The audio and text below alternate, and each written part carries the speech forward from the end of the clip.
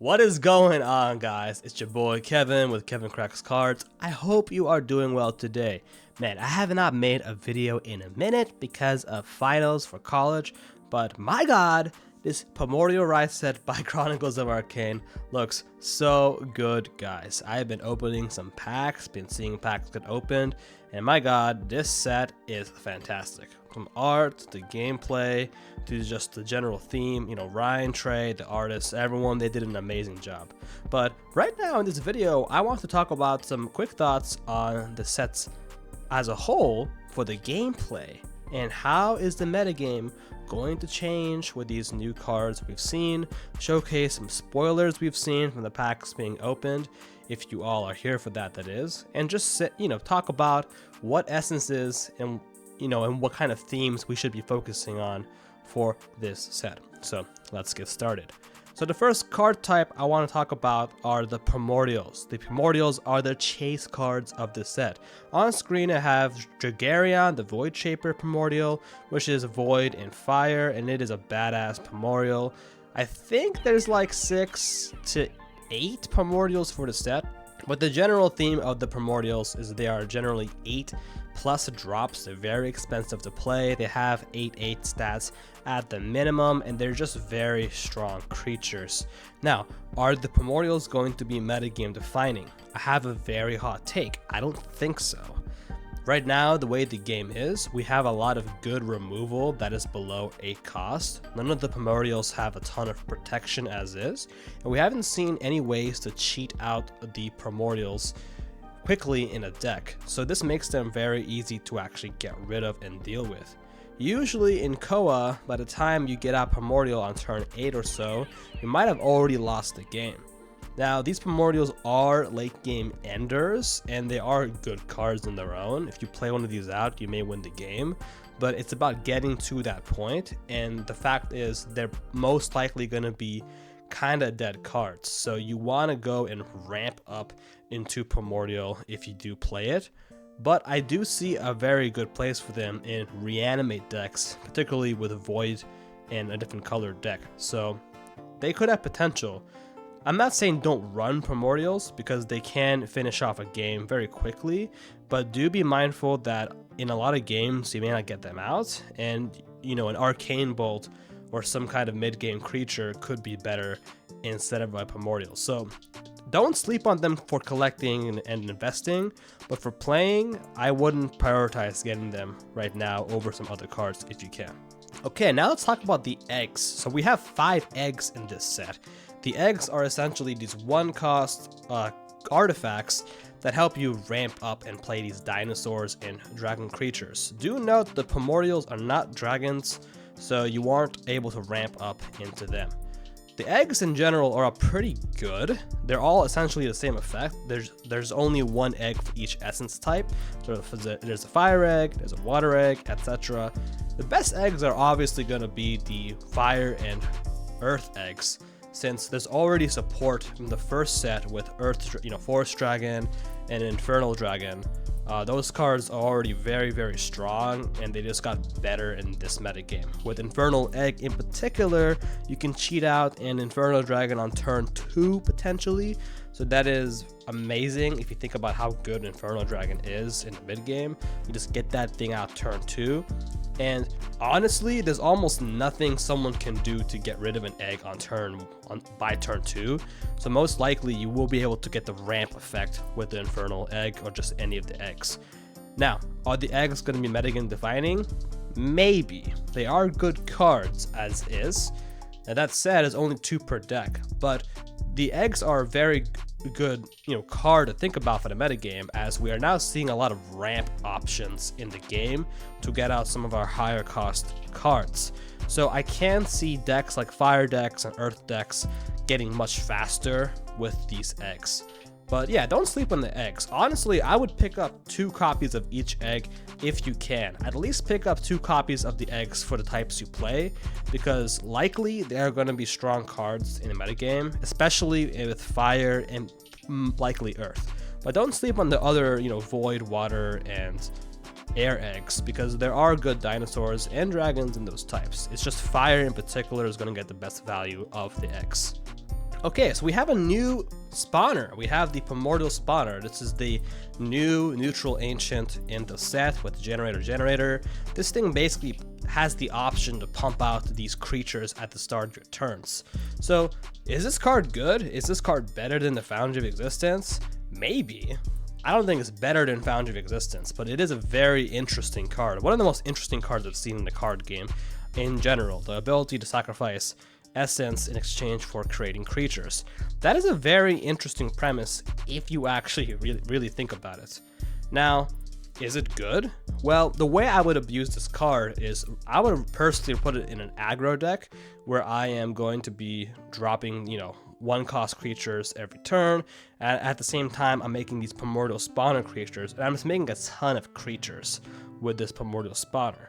So I would just aggro in, swarm the board with the spawner plus my deck, and just win the game. That's how I would use it.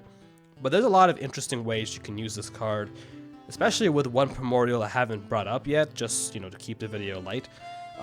There is some interesting decks you could build around this. And that said, I don't think it's going to be a metagame defining. I think it's a very interesting card. I think it's potentially good in some archetypes. I don't think we're going to be seeing this push away Foundry of Existence at all. Foundry is still really good this set, arguably got better because we have a lot more cards this set with neutral in their cost. So Primordial Spawner is at least a fun card, but it is still going to be a chase card for being a neutral ancient, and it's going to be a very fun card to play with. So if you can pick one up, good for you. If you open one up, happy for you, but I don't think it's going to be essential with the Mire Stalker, Pyromaniac, Fire Water metagame we already have from the first set. Okay, let's talk about the actual 5 essences as a whole now. So starting off with Air. By far, Air got some amazing cards this set, and Air finally got what it needed to glow it up. An amazing ancient. It has Wyrm, as you see on my screen. Wyrm is arguably the best 2/2 we have in the game, period. I'm not saying it's the best 4 cost, I'm saying it's the best 2 of something in 2 neutral. It's a 4/4 you can get out on turn 2 with Foundry of Existence, and it has Aerial. This thing can trade into 2 Mire Stalkers, maybe more if you heal it up. It has just good stats. It's the stats we need to see in Air right now.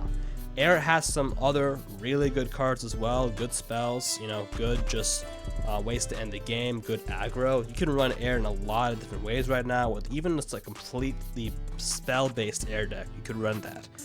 Now, I show off Wyrm because Wyrm is going to be the core of the new Air with Primordial Rise, so if you are playing Air at all, you should pick up 3 copies of Wyrm ASAP, because you're going to be putting all 3 copies in any Air deck, guaranteed. I'm calling it right now because the card is extremely good.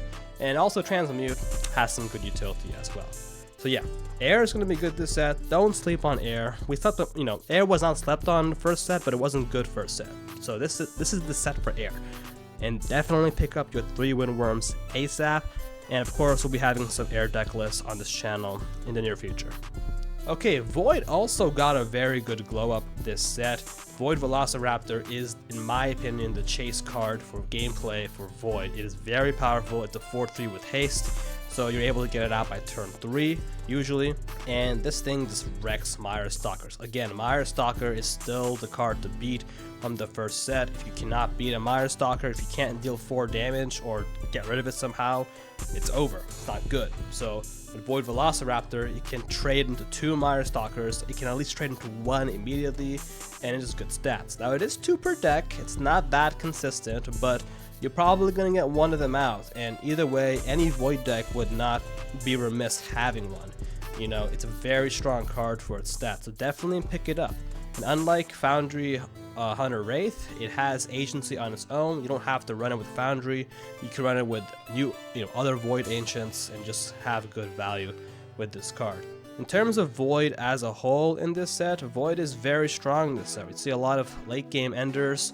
We're seeing this dinosaur archetype, this bug archetype pop up, and Void is going to have a huge glow up. Void and Air are easily the most important essence types in Primordial Rise, which is amazing because in the metagame they're not that viable.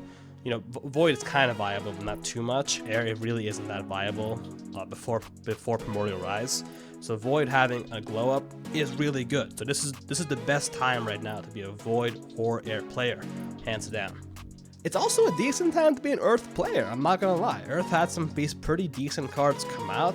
This is, in my opinion, the most impactful card we've seen Earth had this set. It's the Elder Triceratops, Essarion.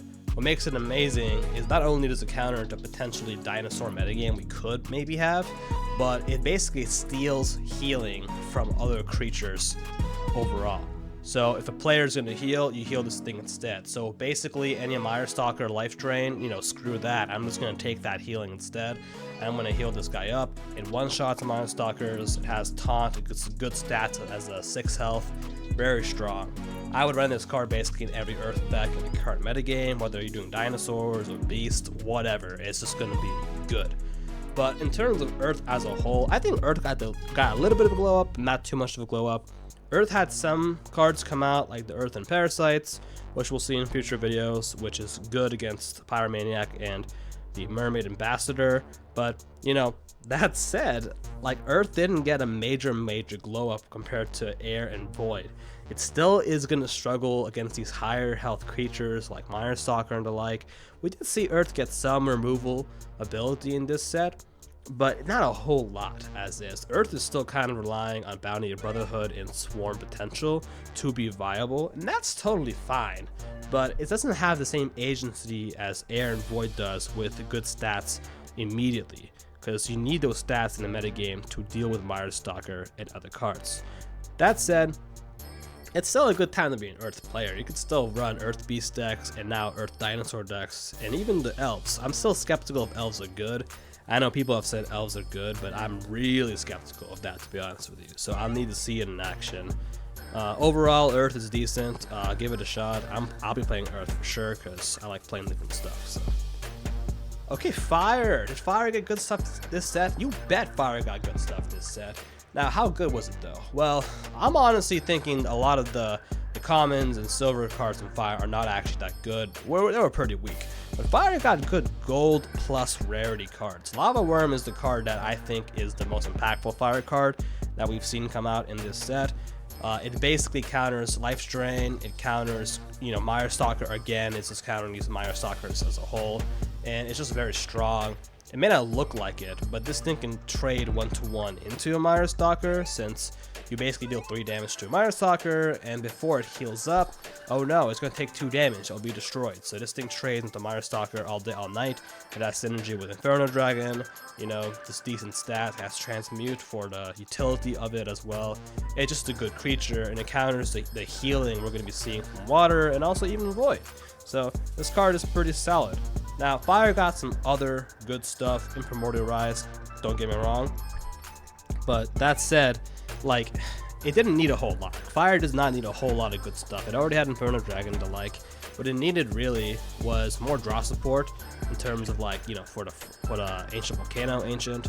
But Fire also needed just a little bit more to deal with, like, you know, Mire Stalker, obviously. And Lava Wyrm was one of those cards. But again, the egg mentioned before, the Inferno Egg, that ramp, super good card for Fire to just, you know, keep the momentum moving forward.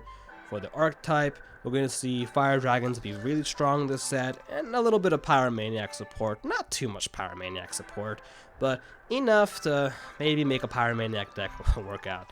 So yeah, Fire is still going to be really good this set, and you know, it's going to be a great time to be a Fire player. I'd rather be a Fire player than an Earth player right now, to be honest with you. So I think Earth is probably going to be the weakest type in this set. Okay, Water, the best type in the game, in my opinion, the most consistent type, get good stuff. Surprisingly, Water got good stuff this set. Now, we're not going to see Water get significantly better than a Mire Stalker deck, in my opinion. Like, you know, Water will put in cards like Mosasaurus. Mosasaurus is a crazy good card for Water. It just a direct 6 damage to face. I mean, come on, why would you not play this card for late game? Arguably, I mean, you know, call me out, but maybe better than Mother of the Deep, because this thing just does 6 damage off rip for Cleave 2, and this just ends games, you know, if they don't have anything to defend. So this card is actually really good for Water, any Water deck. But I mean, is water gonna be like still the best type? Maybe. I still think water is extremely powerful because of how good Stalker is. I keep talking about that card a lot, but that card is cracked out, guys. Stalker is a cracked out card. I'm gonna keep saying it again and again. If decks don't counter Stalker, water is still going to be very strong with the late game it has, and we're just giving water much more late game with Mosasaurus and other cards. Water is still crazy good.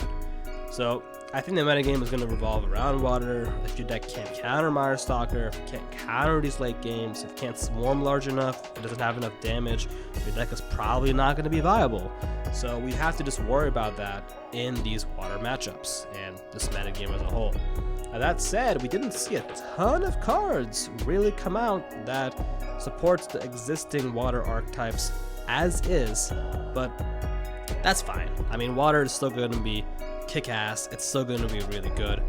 And yeah, I mean, just keep playing water as is. Keep playing Stalker. Just because there's more Stalker hate doesn't mean you take away Stalker. It means you keep playing at it and you double down on what's already good, guys. You double down on what's already good, because if they don't run the cards that counter you, you screw them. You're gonna win.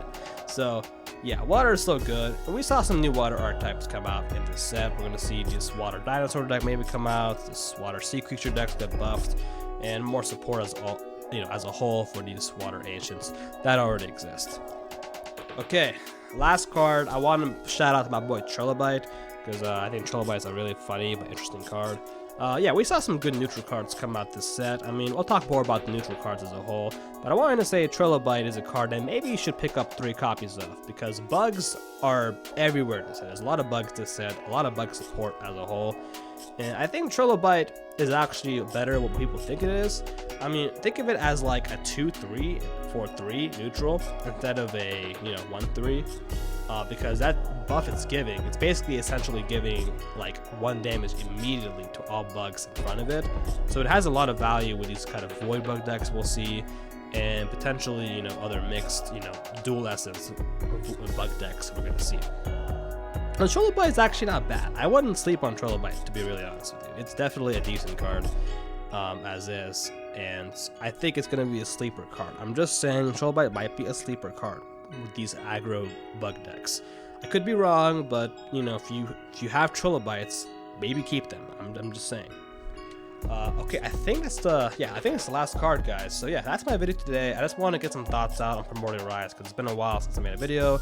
Thank you for watching. If you watch this whole thing or even watch parts of it, obviously I'm going to be making more Koa videos because it's my favorite card game right now. So yeah, expect about 1 deck list a week I'll be making, especially after all the cards are on the network. That's it, guys. Like, comment, subscribe. Hope you have a good day, and I'll see you next time. Peace.